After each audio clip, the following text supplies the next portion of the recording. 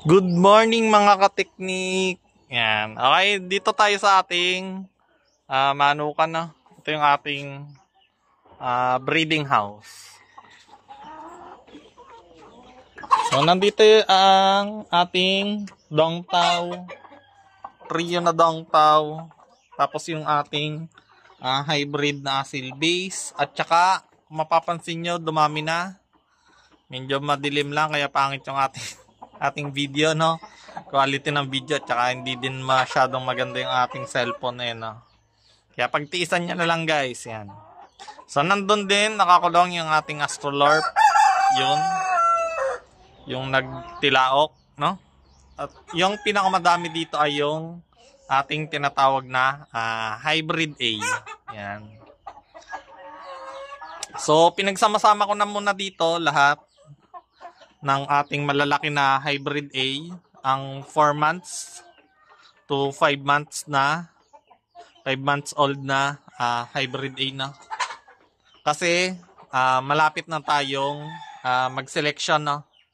So ito lahat yung nandito sa ngayon na hybrid A natin ay nasa 13 piraso, pero may mga nandun pa eh. Siguro nasa ano pa yon. Wait lang, bilangin ka. 5, 9, 9. Halos nasa 15 pa din na maliliit. 3 months to 1 month. 2 months old. 2 months old at saka 3 months old. Yan. So, dito, selection na tayo dito. Pili tayo ng magaganda. Malaki ang katawan. Yan. Tapos yung ating rooster. Yung maganda sa pag-breed, no? Pipili lang tayo ng 3. Isang lalaki at saka 2 babae. Yan. Para sa next generation. So makikita nyo dyan, may mga matangkad. Yan, maganda yan. Matangkad, palapad ang katawan. Yan, maganda yan. Pili tayo. Tapos yung ating mga hybrid na asil base ay ating aalisin na. Ikakal na natin yan. Tira lang tayo nung isa pang hindi nangingitlog. Malakas kasi talaga siya mangitlog, no? Halos araw-araw eh, no? Tapos hindi lang siya araw-araw. Umaabot ng sa ngayon 5 months na eh, dire-diretso. Tapos nagkatay ako, may itlog na naman.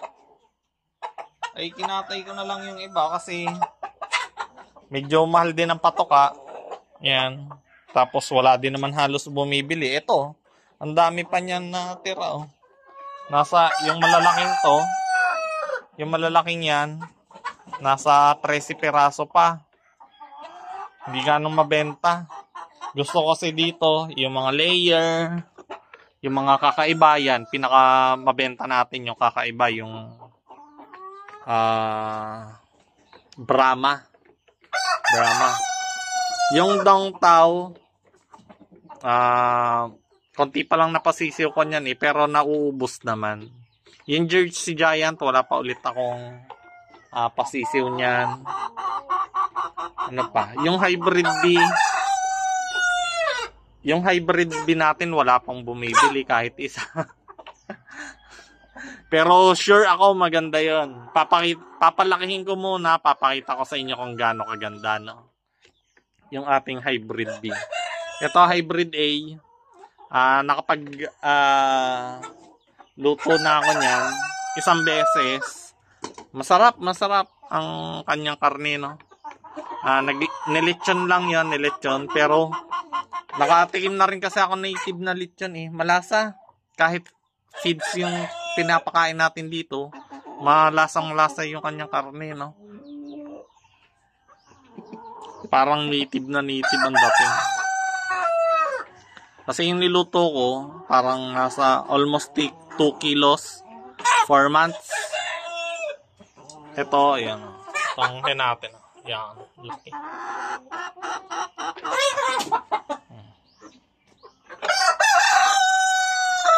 Dami niyan. Puro kulay itim yung ating hybrid A. Sa hybrid din natin, halo-halo.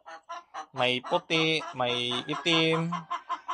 may red, may may orange. Yan, halo-halo eh.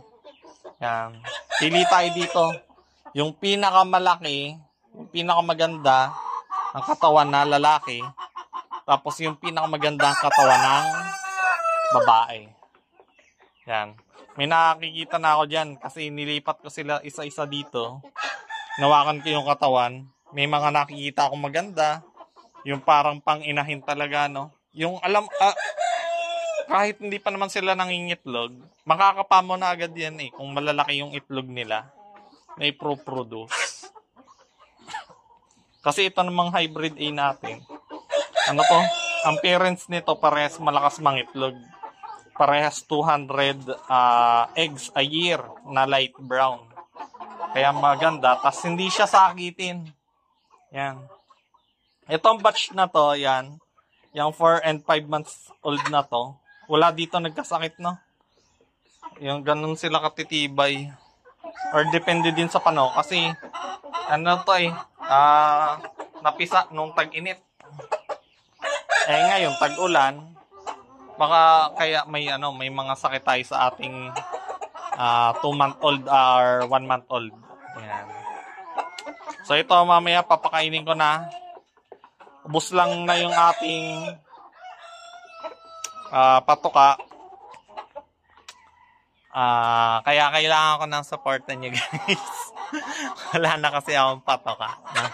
So bibili tayo mamaya, papadeliver tayo para makakain na sila.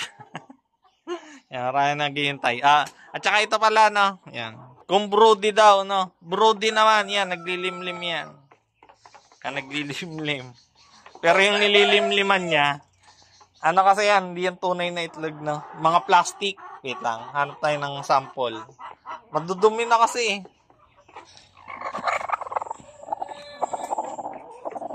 Yan. Hindi yan plastic lang yan. Yan. Yung nililimliman niya, plastic lang. Kaya, hindi siya sanay makapagpapisa. Pero broody yan guys, broody. Pag sinabing broody, naglilimlim, no? Yan. Kasi kinukuha ko agad lahat yung kanilang itlog. Nilalagay ko lahat sa incubator. Yan. Dami na. So, sana patuloy kayo, no? Na sumuporta sa ating backyard farming. Kasi kung wala kayo, baka mag-stop na tayo. Hindi tayo makapagpatuloy. Lampas 1.5 years na tayong, or 1.5 year na tayong nag-breeding, no? Nasa breeding. So, nung una, like Brahma, UK line, hindi masyadong matangkad siya pero hindi malaking tingnan, no? Matangkad pero hindi malaking tingnan. Yung atin namang ngayong Brahma, yung black at blue na Brahma natin, malaki siyang tingnan, no? Kaya mas cute. Yan, aray. Yan, okay. So, yun lang muna guys. Update ko kayo sa ating mga na-select, no? Kasi yun nga, magse-selection process na tayo, no? So, yun lang muna guys. Bye-bye.